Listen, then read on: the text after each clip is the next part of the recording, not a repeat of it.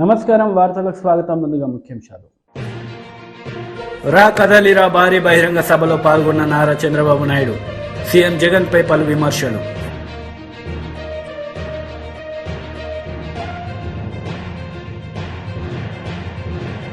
తొమ్మిదవ రోజు అసెంబ్లీ సమావేశంలో సీఎం రేవంత్ రెడ్డి పలు అంశాలపై వివరణ.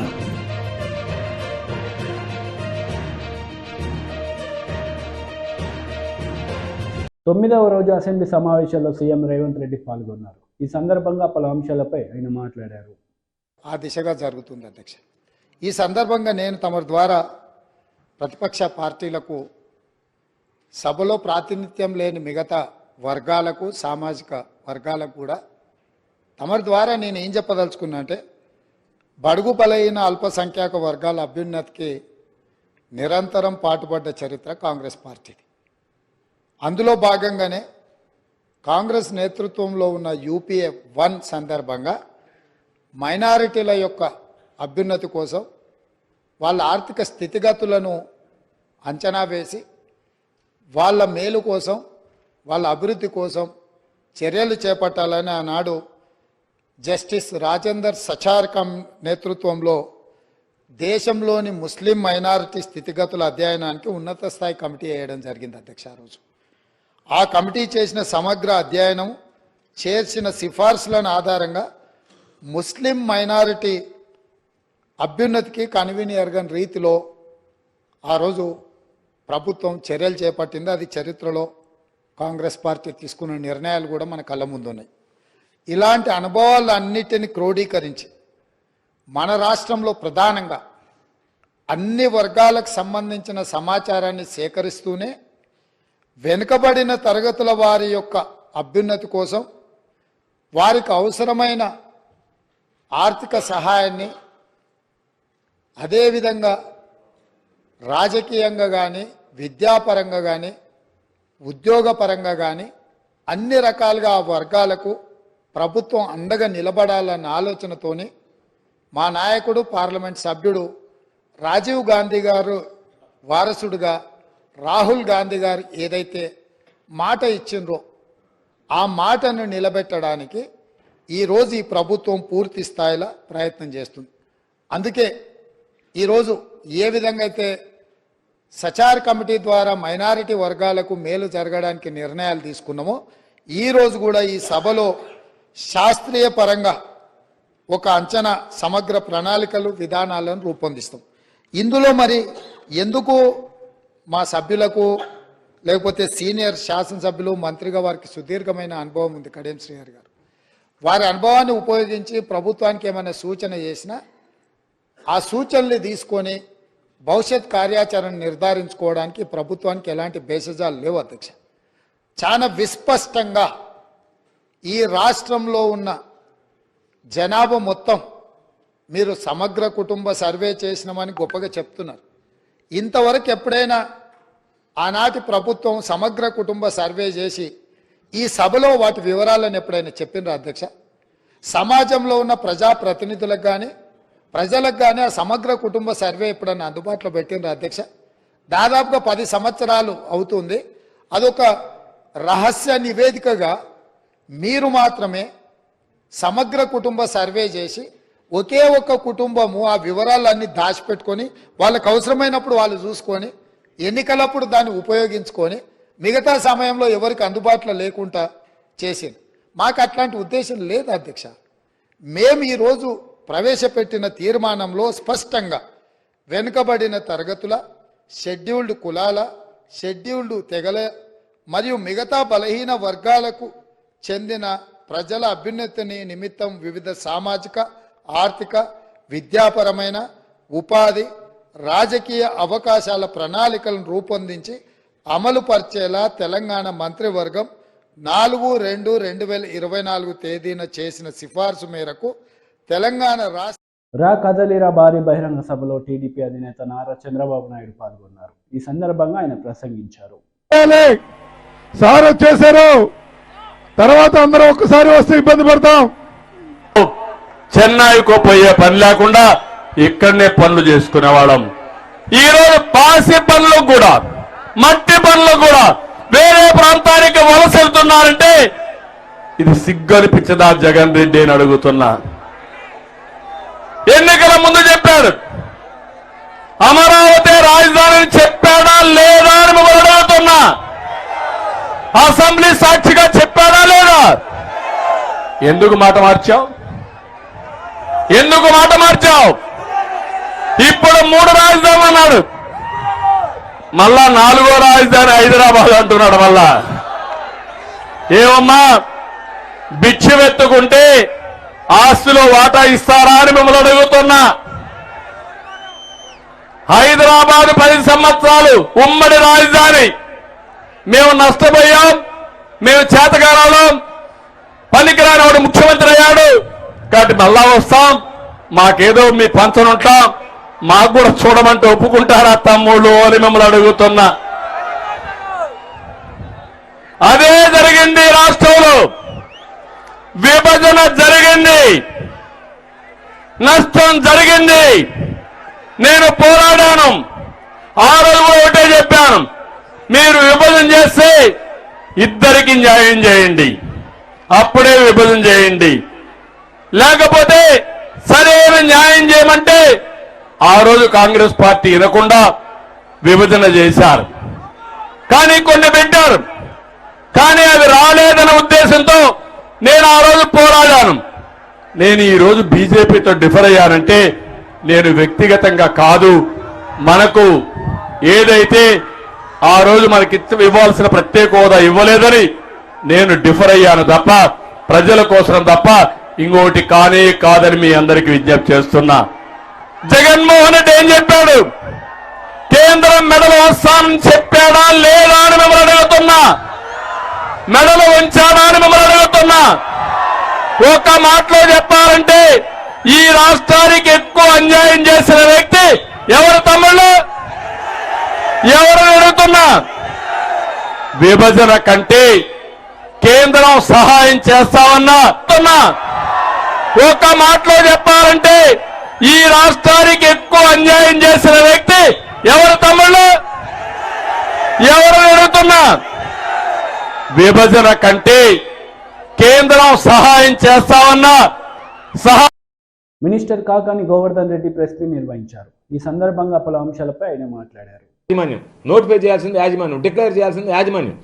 వీటన్నిటిని పక్కన పెట్టి ఈయన మధ్యలో వచ్చి నేను మూసేశారు అని చెప్పి అంటే ఒక దుష్ప్రచారం. వాళ్ళ మీద నీకు ఉన్నటువంటి కోపం, నీకు చందాలకు వాళ్ళు సపోర్ట్ చేయడంలే, నువ్వు అడిగినంత వాళ్ళు ఇవ్వటంలే, నీకు ముడుపులు ఇవ్వడంలే, కాబట్టి వాళ్ళ మీద ఏదో ఒకటి బురదల అనేటువంటి ఆలోచనతో చేసేటువంటి పనులు. అందుకనే ఇవన్నీ సరైనటువంటివి కాదు. నేను నిన్ను ఓపెన్గా ఛాలెంజ్ విసిరేది ఏంటంటే, సైదాపురంకి సంబంధించి మీడియాని అందరిని పెట్టావు, మరలా ఈరోజు చెప్తున్నా అక్కడ అక్రమ క్వార్టీ మైనింగ్ జరుగుతుంది, దాంట్లో మంత్రి కాకానికి సంబంధం ఉందని చెప్పావు. నువ్వు దానికి కట్టుబడి ఉన్నావా లేదంటే నోరు వెత్తడం లేదా, నువ్వు నోరు మెదపడం లేదే, నీ నోటుకుంటూ రావడం లేదు, నేను కట్టుబడి ఉన్నాననే చెప్పు, లేదు నా వాళ్ళు ఇచ్చినటువంటి లంచాలు నా నోరు మూసేసి అని చెప్పు. ఎందుకు చెప్తున్నానంటే ఖచ్చితంగా చెప్తున్నా, నేను పదే చెప్తున్నా. ఎందుకు చెప్తున్నా? నువ్వు అక్రమ మైనింగ్ జరుగుతుందని నెల్లూరులో సైదాపురంలో జరుగుతుందని పత్రికల సమావేశం పెట్టినటువంటి వాడివి, నేరుగా చెలో సైదాపురం అంటూ అక్కడికి వెళ్ళి హడావిడి చేసినటువంటి వాడివి. ఎందువల్ల ఈరోజు నీ నోరు మూతపడిపోయింది అంటే 11 వాటాలు నీకు ముట్టాయి కాబట్టి, ఆ వాటాలు మొత్తం నువ్వు నొక్కేవు కాబట్టి నీ నోటుకుండా ఈరోజు మాట రావడంలే. నీ బ్రతుకంతా నువ్వేదో చెప్తున్నావు ఫేక్, నీ బ్రతుకే ఫేక్ బ్రతుకు. చంద్రమోహన్ అనేవాడు బ్రతుకే ఫేక్ బ్రతుకు. నీ బ్రతుకే ఫేక్ బ్రతుకైతే నువ్వు మరలా అందరిని గురించి వాళ్ళు చేసేటువంటి చేష్టాలు ఫేక్, నీ బ్రతుకే, నీ జీవితమే ఫేక్ అనేటువంటి వాడు, నీ ఫేక్ బ్రతుకుతో బ్రతికేటువంటి వాడు నువ్వు. కాబట్టి నువ్వు కూడా మాట్లాడడం, నువ్వు కూడా ఏదో ఒకటి చెప్పడం, అది ఇది అని చెప్పడం సమంజసం కాదు, సరికాదు. కాబట్టి ఏదన్నా ఉంటే మనం రాజకీయంగా చూసుకుందాం. రేపెట్ట ఎన్నికలు వస్తున్నాయి, నువ్వు పోటీ చేస్తావు, నేను పోటీ చేస్తా, ఒకళ్ళ పాపం నీకు టికెట్ ఇస్తే. ఎందుకంటే నేను మనస్ఫూర్తిగా నీకు టికెట్ ఇవ్వాలని కోరుకునేటువంటి వాడిని నేను. ఎందుకంటే నీలాంటి ప్రత్యర్థి ఒకవేళ దరిద్రమే అయినా ఎవరికైనా పోటీ చేసేవాడికి, కానీ ఎవరైనా పోటీ చేసేవాడు గెలవాలని కోరుకుంటాడు. గెలవాలని కోరుకునేటప్పుడు నీలాంటి ప్రత్యర్థిని పాపం ఈరోజు విచిత్రం ఏంటంటే, నీలాంటి ప్రత్యర్థి ఉంటే బాగుందని జిల్లాలో చాలా నియోజకవర్గాలు పోటీ పడుతున్నాయి. మాకు సోమిరెడ్డిని తేకూడదా, మాకు సోమిరెడ్డిని పెట్టకూడదా అన్నట్టుగా. కాబట్టి అది నీ పరిస్థితి ఈరోజు. కాబట్టి రాజకీయాలు ఏదైనా ఉంటే రేపు నువ్వు నిలబడతావు. ఎందుకంటే ఎవరు టికెట్కి ముందుకు రావడం లేదు కాబట్టి నీకు తప్పదు. పాపం నువ్వు సిద్ధంగా ఉన్నావు, అందుకని నువ్వు నిలబడతావు, నేను నిలబడతా.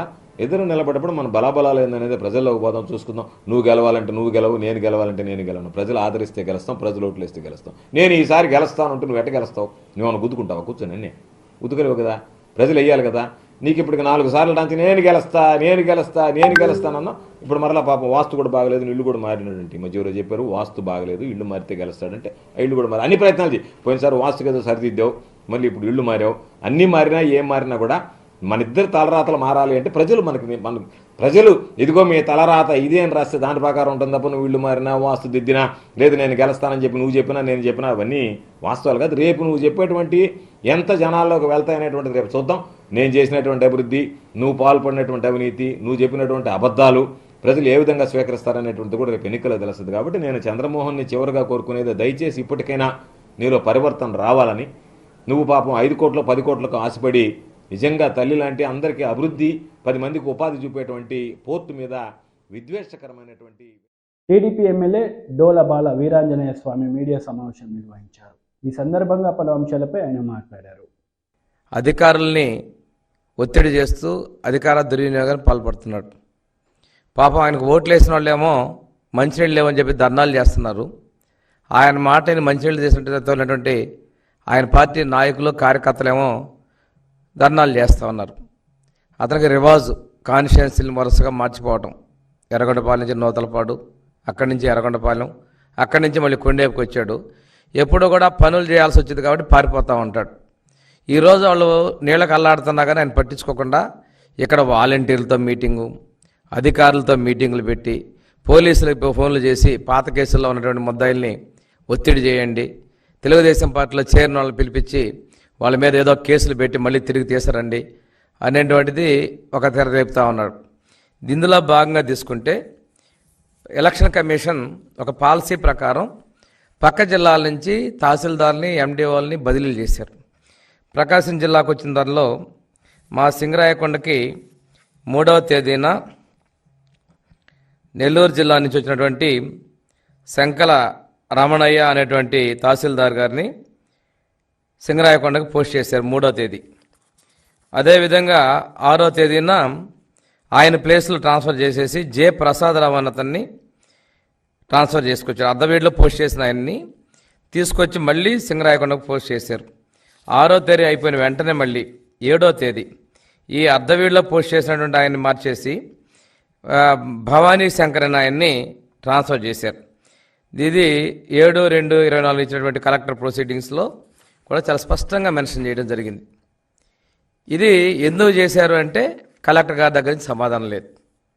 ఇంతకన్నా ముందే ఎన్నికలకి ప్రాసెస్లో భాగంగా ఈ వీళ్ళు ప్రభుత్వం చేసుకున్న బదిలీల్లో అక్టోబర్ 22వ తారీఖున ఎవరైతే ఇక్కడ స్పెషల్ డిప్యూటీ కలెక్టర్గా vigilance and enforcement special deputy కలెక్టర్ని బదిలీ చేశారు. ఆయన కొండేపు నియోజకవర్గానికి ఈఆర్ఓగా ఉన్నారు.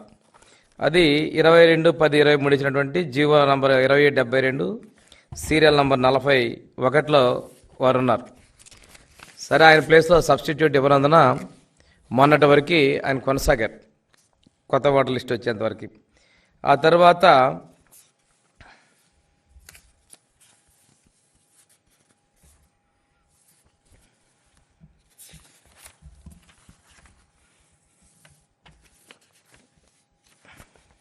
ఇరవై 12వ తేదీన ఎం శిరీష గారిని డిప్యూటీ కలెక్టర్ ప్రమోటెడ్ డిప్యూటీ కలెక్టర్ని పోస్ట్ చేశారు. GO number 2499 serial number 12.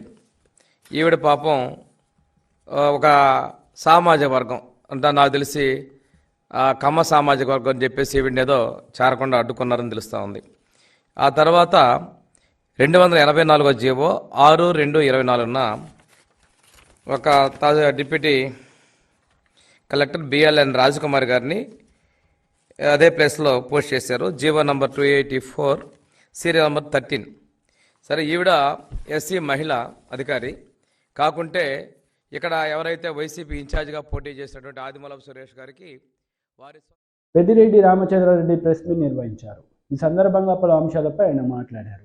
ఫలితాలు మా జగన్మోహన్ రెడ్డి గారి ఆశించిన మేరకు ఉంటాయా లేదా అనేది ఎన్నికల తర్వాత వాళ్ళే తెలుసుకుంటారు. విధ్వంసక పరిపాలన అంటే వారు చేశారు.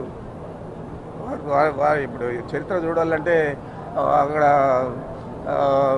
వంగవీటి మోహన్ రంగా దగ్గర నుంచి చూసుకోవాల విధ్వంసం యువతి అని.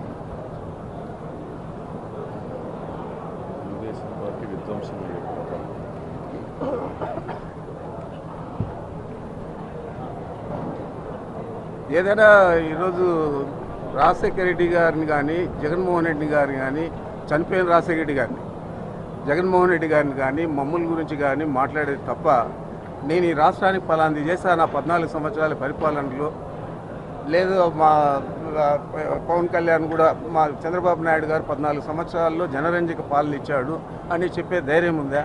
ఏది కూడా లేదు. తిట్ల పురాణంతో వాళ్ళు ఎన్నికలకు పోతా ఉన్నారు.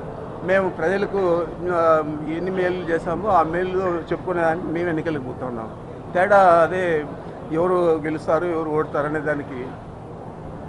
ఇటీవల సత్యకుమార్ బీజేపీ నాయకులు ప్రెస్ మీట్లో జగన్మోహన్ రెడ్డి ఇతర దేశాలకు వెళ్ళిపోతాడని చెప్పి కామెంట్ చేస్తున్నారు. అంత శక్తిహీనుడు కాదు, అంత అధైర్యవంతుడు కాదు మా నాయకుడు. ఈ రాష్ట్రం వదిలిపోయే పరిస్థితి ఉంటుందని మీరు భావిస్తూ ఉన్నారా? సత్యకుమార్ ఎక్కడ పుట్టాడో ఎక్కడ పెరిగాడో ఆయనకే తెలియదు. ఏడొచ్చి పోటీ చేయాలని చెప్పే ఆలోచనతో ఆ విధంగా మాట్లాడితే జనాలంతా కూడా చూస్తూ ఉంటారు. రాష్ట్ర ప్రజలందరూ కూడా అన్నీ గమనిస్తూనే ఉన్నాం. ఎవరు మంచి చేశారు ఎవరు చెడ్డ చేశారనే అందరికీ తెలుసు. స్థానిక సంస్థల ఎన్నికల్లో పెద్దిరెడ్డి రంజన్ అరాచకాలు చూసాము. ఇప్పుడు అతను కంట్రోల్ చేయాలని చెప్పి ఎన్నికల కమిషన్ ఫిర్యాదు చేయడానికి చేసుకొని ఏమన్నా ఉంటే కదా మేము సర్వం సిద్ధంగా ఉన్నాం. 4 వెనకాల నాకు 4 బెటాలియన్లు పెట్టమను, నాకేమి ఇబ్బంది. చంద్రబాబు నాయుడు ముఖ్యమంత్రి గారు ఉన్నప్పుడే అదే జిల్లాలోనే మేము ఎన్ని సీట్లు సాధించుకున్నామో చెప్పారు. ఎప్పుడూ ఆయనకు మెజారిటీ రాలేదు. మరి 14 సంవత్సరాలు ముఖ్యమంత్రిగా మా జిల్లా నుంచే కదా ఎన్నికయ్యాడు. అప్పుడైనా ఎప్పుడైనా మెజారిటీ స్థానాలు తెచ్చుకున్నాడా? ఆయన ఏంది మాట్లాడేది, వీళ్ళు ఏంది నా మీద కంప్లైంట్ ఇచ్చేది. కుప్పంలో గెలువ మళ్ళీ మాట్లాడుతున్నాం. Thank you. జరుగుతుంది. గతంలో 2 సభలు బాగా జరిగాయి సక్సెస్ఫుల్గా. వాటికంటే పెద్ద ఎత్తున రెట్టింపు దీంట్లో ఇక్కడ ఈ సభ జరుగుతూ ఉంది.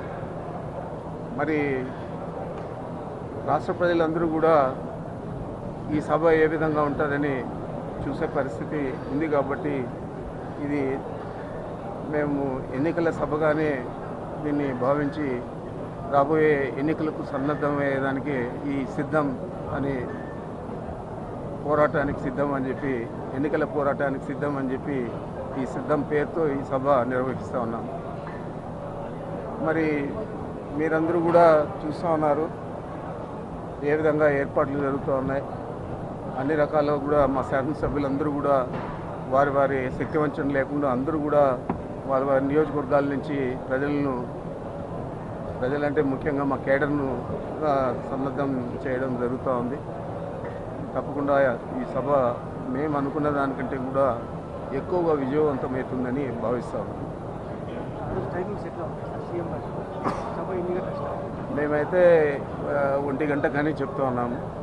1 గంట కల్లా వచ్చి సభలో అందరూ సన్నద్ధులుగా ఉంటే వారు ఒక హాఫ్ అన్ అవర్ అట్లా ఆలస్యంగా రావచ్చు. తప్పకుండా 1 గంటనే మీరు కూడా చెప్తే బాగుంటుంది. సార్, ఈ సభ ద్వారా ఏమన్నా నిర్ణయాలు ప్రకటించే అవకాశం ఉందా? ఏమన్నా మేనిఫెస్టో కానీ అంతా మీరే రాస్తూ ఉన్నారు, మీరే మీడియాలో చూపిస్తూ ఉన్నారు. మేము చెప్పేది ఏముంది? అదే ఇంకా అంటే ఓన్లీ 36 అవర్సే ఉండాలి కదా. ఆయన చెప్తాడు సీఎం గారు.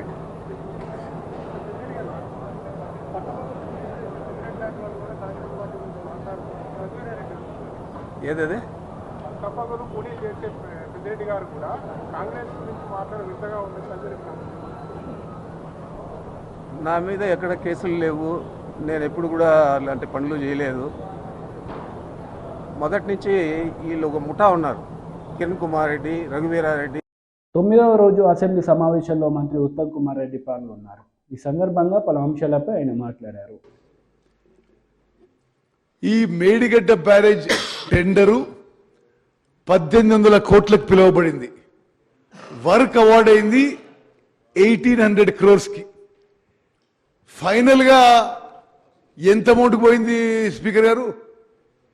4500 కోట్లకి. అసలు ఎప్పుడు ఎక్కడ స్వతంత్ర భారతదేశంలో గత ప్రభుత్వం చేసిన అవినీతి కరప్షన్ ఇరిగేషన్ శాఖలో ఎక్కడ జరుగుండదు. ఒక్కొక్క టెండరు అంటే మేడిగడ్డ బ్యారేజ్ ఒక ఉదాహరణగా టెండర్ కాల్ ఫార్ చేసింది 1800 crores. ఎల్ఎన్టీకి వర్క్ అవార్డ్ అయింది 1800 crores. అగ్రిమెంట్ అయింది 1800 కోట్లకి. పెంచుతూ 1000 కోట్లు పెంచుతూ పోయి ఫైనల్గా అదే వర్క్ అదే ఏజెన్సీకి 4500 కోట్లకి ఈ ప్రభుత్వం పని చేయించిందంటే ఎంత అవినీతి జరిగిందో ఒక్కసారి ఆలోచన చేయండి. అంటే మరి కాస్ట్లు పెంచుకుంటూ ఆ విధంగా పోవడం సరే. సభ్యులు చెప్పడానికి నేను ఆన్ రికార్డ్ విషయం చెప్తున్నా స్పీకర్ సార్. ఇండిపెండెంట్ ఇండియాలో గత ప్రభుత్వంలో ఇరిగేషన్ సెక్టర్లో జరిగిన అవినీతి ఎక్కడ ఎప్పుడు జరగపోయినని చెప్పుకుంటే మనం చేస్తున్నాం. స్పీకర్ సార్, ఈ విషయాలలో ఈ డ్యామ్స్ అండ్ బ్యారేజెస్ విషయంలో the national authority is the national dam safety authority. సరే, గత ప్రభుత్వంలో ఉన్న పెద్ద మనుషులు వాళ్ళే చీఫ్ డిజైనర్లు, చీఫ్ ఇంజనీర్లు, చీఫ్ కన్స్ట్రక్టర్లు అన్ని వాళ్ళే ఉండొచ్చు. కానీ దేశంలో రాజ్యాంగం ప్రకారం మాత్రం national dam safety authority has been created by an act of parliament. భారతదేశంలో ఉన్న డ్యామ్స్ బ్యారేజెస్ అన్ని మరి ప్రతి సంవత్సరం పరిశీలన చేసి అడ్వైస్ అండ్ డైరెక్షన్స్ ఇవ్వాల్సిన మరి power responsibility national dam safety authority ఉందని చెప్పి నేను మనం చేస్తున్నాను. ఈ national dam safety authority Medigadda barrage inspect చేసి ఏం రిపోర్ట్ ఇచ్చిందో యథాతథంగా మేము ఒక్క వర్డ్ అటు ఇటు మార్చలేదు అధ్యక్ష. వాళ్ళు ఏం చెప్తే అది మేము యావత్ తెలంగాణ ప్రజానీకానికి తెలియజేయాలని చెప్పి ఆ ఎన్డిఎస్ఏ రిపోర్ట్ ఒక ఎక్సెప్ట్స్ ఇందులో మేము మరి మీ ద్వారా సభ్యులందరికీ ప్రజలందరికీ తెలియజేస్తారు. The damage occurred due to a combination of issues involving planning, design, quality control and operation maintenance. చాలా స్పష్టంగా ఆ రిపోర్ట్లో మేడిగడ్డ బ్యారేజ్ ఇష్యూలో డిజైన్ కానీ, ప్లానింగ్ కానీ, క్వాలిటీ కంట్రోల్ కానీ, ఓఎండ్ఎం కానీ చాలా మరి నాసిరకం క్వాలిటీ అని చెప్పి ఎన్డిఎస్ఏ వాళ్ళ రిపోర్ట్లో లిఖితపూర్వకంగా ప్రభుత్వానికి మరి రిపోర్ట్ ఇవ్వడం జరిగింది. ఇంకో విషయం స్పీకర్ సార్, అక్టోబర్ 21 ఈ సంఘటన జరిగితే గత ప్రభుత్వం డిసెంబర్ 7 మా ప్రమాణ స్వీకారం వరకు వాళ్ళ ప్రభుత్వం ఉంది. ఏ ఒక్కరోజు కూడా మాజీ ముఖ్యమంత్రి కేసీఆర్ గారు వర్ ఆల్సో ఇరిగేషన్ మంత్రి ఉండే. అక్టోబర్ 21 నుంచి డిసెంబర్ 7 వరకు ఒక్క మాట కూడా మాట్లాడలేని చెప్పిన విషయం మరి సభ్యులందరికీ గుర్తు చేస్తున్నా. అదేవిధంగా ఇప్పుడు ఆ ఎన్డిఎస్ఏ ఏమేమి చేసిందో, ఏమేమి రాసిందో మీకు చెప్తున్నా. There appears to be construction deficiency due to lack of stringent quality control. Quality control లేనందున మరి కన్స్ట్రక్షన్లో డెఫిషియన్సీ జరిగిందని నేషనల్ డ్యామ్ సేఫ్టీ అథారిటీ, అదో కాన్స్టిట్యూషనల్ బాడీ, వాళ్ళు లిఖితపూర్వకంగా ప్రభుత్వానికి రిపోర్ట్ ఇచ్చిన విషయం కూడా నేను మనం చేస్తున్నాను. ఇంకో చోట రిపోర్ట్లో there are deficiencies in the project planning and design as well. The barrage has been designed as floating structure but constructed as rigid structure. మరి ఎంత లోపం జరిగిందో దీని ద్వారా సభ్యులందరికీ గమనించాలని చెప్పి నేను మనవి చేస్తాను. వార్తలు ముగించే ముందు ముఖ్యాంశాలు మరోసారి. రా కదలిరా భారీ బహిరంగ సభలో పాల్గొన్న నారా చంద్రబాబు నాయుడు. సీఎం జగన్ పై పలు విమర్శలు.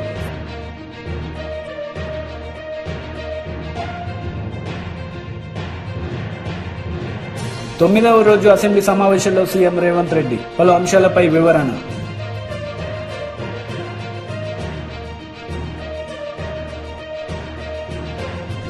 ఈ వార్తలు ఇంతటితో సమాప్తం. తిరిగి ప్రసారమయ్యే వార్తల్లో మళ్ళీ కలుద్దాం. అంతవరకు సెలవు. నమస్తే.